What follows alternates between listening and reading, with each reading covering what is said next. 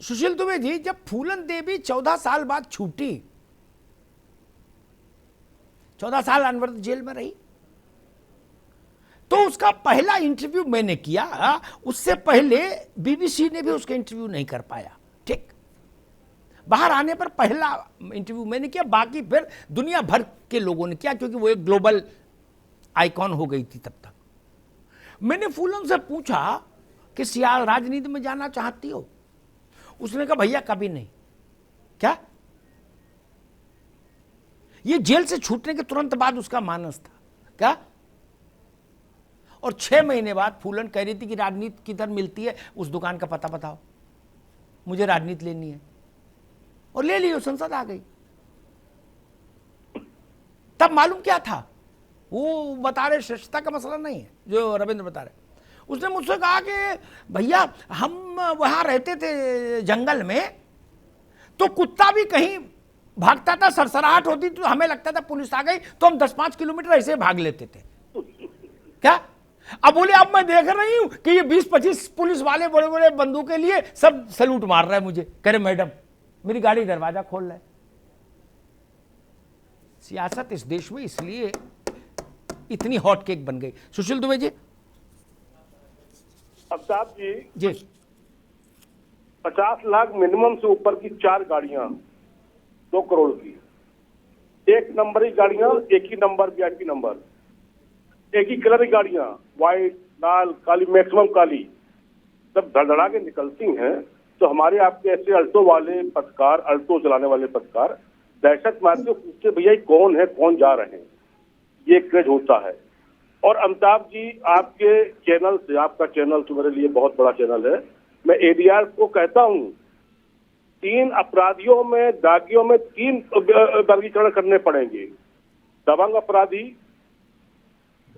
Sudama type का पत्रकार हूं इसलिए नाम नहीं लूंगा, दबंग अपराधी, असली अपराधी, और आजम खां ऐसे उत्तर प्रदेश के सबसे बड़े अपराधी, मुर्गी चोर, भैंस चोर अपराधी, कई 80 से ऊपर मुकदमों के अपराधी जेल में बैठ के पुनः चुनाव जीत रहे जो सांसद है। कई फर्क करने पड़ेंगे। अमिताभ जी आदरणीय, 87 के बाद का आप याद करिए समय, 89-90 का जी। डीपी यादव दबंग से अपराधी थे जो पश्चिम उत्तर प्रदेश के ठेकेदार थे किसी बड़े नेता के देश के। दर्शन सिंह, अतीक, मुख्तार, गोरखपुर, चिल्लूपार, 25 नाम आपके पास होंगे। जिसने प्राशय दिया फूलन देवी, जिन्होंने बनाया उस समय पर जो राजनीति का शानदार राजनीतिकरण हुआ अपराधियों का जी, ठीक बात है। उसने जो बीज बोया जी, आज वो बीज, ठीक बात है पराडो, सुशील भाई, ठीक बात है। आएंगे आपके पास दोबारा आएंगे। डीपी यादव अभी भी जब बाहर आए थे जमानत पर चुनाव के लिए, तो भी एक राजनीतिक समझ के बनने के बाद ही बाहर आए थे। वो समझ किससे बनी इस पर मैं नहीं बोलूंगा, लेकिन समझ पहले बनी, फिर उनके लिए बाहर का रास्ता खुला, और जो समझ बनी उस पर उन्होंने डिलीवरी की। ऐसा लोग कह रहे हैं कि हाँ, जिन चीज़ों के लिए उन्होंने कहा था कि हम बाहर रहेंगे तो ऐसा ऐसा हो जाएगा, है इस गमले में फूल खिल जाएगा, इसमें खिल जाएगा, उसमें खिल जाएगा, तो उसमें फूल खिल गए, काम खत्म, जहरी की मौज लो। ठीक बात है। ए.के. मिश्रा जी, मसला ये कि हम कहते हैं आपके खिलाफ एफआईआर हुई लड़की छेड़ने की, आपको चुनाव नहीं लड़ना चाहिए ना। ठीक, नेता और उसके टिकट देने वाले भाई साहब कहते हैं कि ना, अभी तो मुंसिफ के यहां मुकदमा हुआ है, जिला, फिर जिला में जाएगा सेशन में, फिर हाई कोर्ट, फिर सुप्रीम कोर्ट, और सुप्रीम कोर्ट में रिवीजन। बोला तब तक तो आप भी निपट लोगे अग्निहोत्री जी, और ये भी मर जाएंगे। क्या ये चुनाव क्यों नहीं लड़ेंगे? ठीक, क्योंकि इतने में 25, 30, 40 साल लग जाते। भगवान का आशीर्वाद है भारत की न्याय व्यवस्था पे इतना, और थोड़ा माल हो तो। मैं नहीं कह रहा, वर्मा जी जब रिटायर हुए सुप्रीम कोर्ट के चीफ जस्टिस, वो कह गए कि आपके पास माल हो तो आप अपने लिए न्याय की व्यवस्था भले ही ना कर पाओ, लेकिन दूसरे को तो न्याय नहीं मिलने दोगे पीढ़ियों। उतना अच्छा है भारत में, फ्लेक्सिबिलिटी है। क्या हम माने जनता की अदालत और कानून की अदालत? किसका फैसला मान्य होना चाहिए अपराधियों के संदर्भ में राजनीतिक उसमें?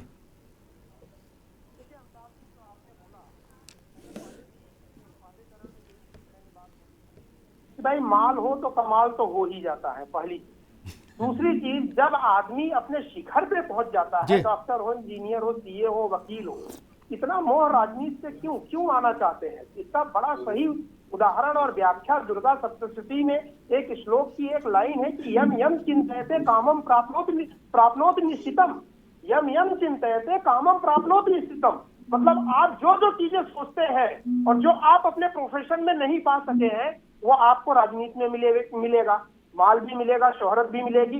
आप मरते रहिए, एक पुलिस वाला आपके घर पे नहीं आएगा, आपका घर लूट जाए, लेकिन फिर आपको black cat commando Z plus security मिलेगी। ये तो कहीं नहीं मिलता है।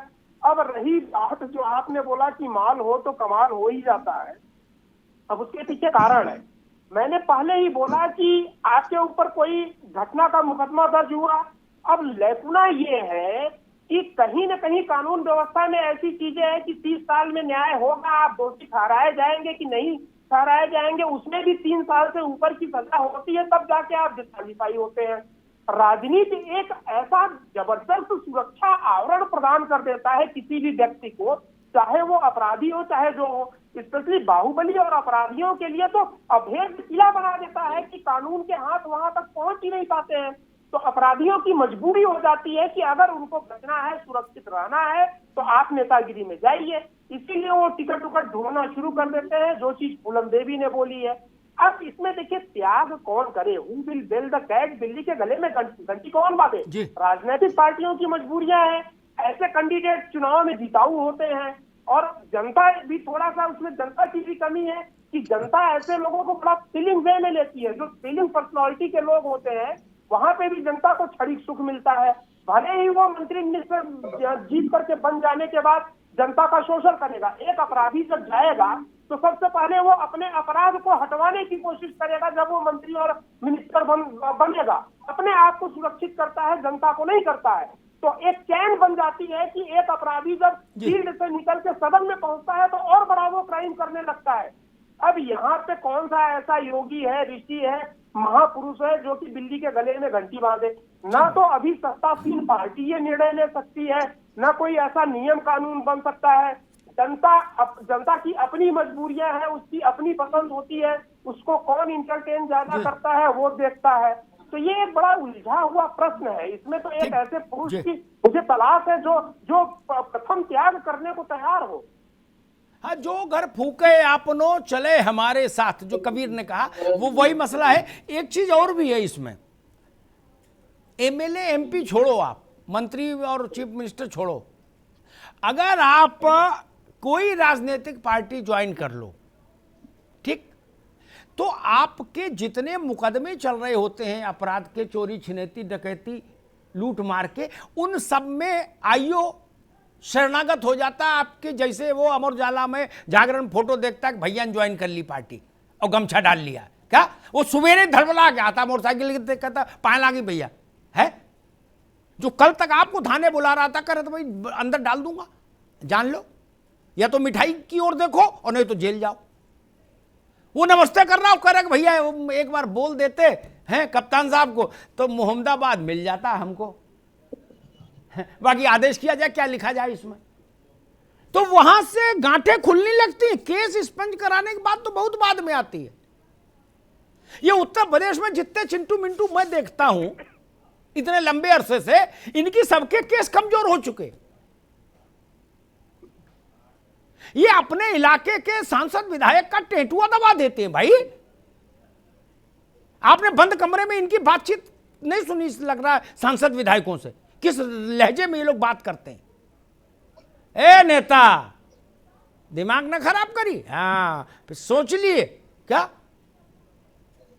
मैंने शहाबुद्दीन का उदाहरण दे दिया ना, जब लालू जैसे बड़े कद का राजनेता भारत का उठ के खड़ा हो गया, बाहें फैला के बोला मेरा शेर मेरा शेर, तो सामान्य सांसद विधायक क्या कर लेंगे? आनंद दुबे, मुझे बताइए कि मेरा व्यवहारिक अनुभव कहता है कि अगर आप नेता हैं तो आपके खिलाफ भले अपराधी से नेता बने हो तो भी आपके खिलाफ मुकदमा अगर दर्ज करना भी पड़ता है सिस्टम को, तो वो आपको फोन करके कहता है कि भैया मजबूरी है, नाम तो लिखना पड़ेगा, लेकिन हम उनने उसमें उतना झोल डाल दिया है कि पहली हियरिंग पे हो जाएगा जमानत। ये लाभ और किसी को नहीं मिलता। जी अमिताभ जी, बिल्कुल बिल्कुल आपने सही कहा। जब प्रभाव होता है तो वो दबाव बना ही देता है। प्रभाव की सबसे बड़ी कमजोरी ये है कि वो दबाव बना देता है। जी। पहली चीज। दूसरी चीज मैं ये कहना चाहूंगा, मुझे थोड़ा समय दीजिए जी।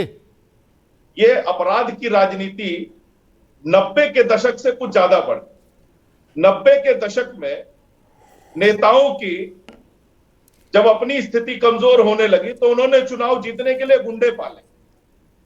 गुंडों को बाद में यह लगा कि जब हम इन्हें चुनाव जिता सकते हैं तो हम क्यों नहीं चुनाव जीत सकते। बाद में वो खुद राजनीति में आ गए और ये परंपरा चलती रही।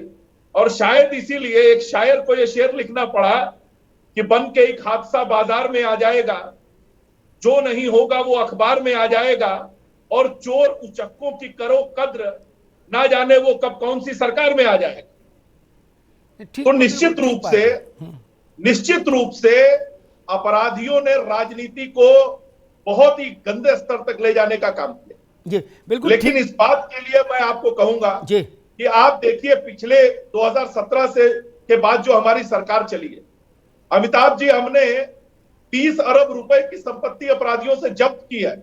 हमने 45,000 हेक्टेयर जमीन इनसे खाली कराई है और पहली बार अपराधियों के घरों पर बुलडोजर चलाने का काम वो राजनीतिक अपराधी हो या सामान्य अपराधी हो, ठीक बात है, घरों पर बुलडोजर चलाने का काम हमने किया। ठीक बात है। और आपको बता दें, आज भी जब कोई आईएएस, आईपीएस, टेक्नोक्रेट, ब्यूरोक्रेट नौकरी छोड़ता है तो उसकी पहली पसंद भारतीय जनता पार्टी बनती है।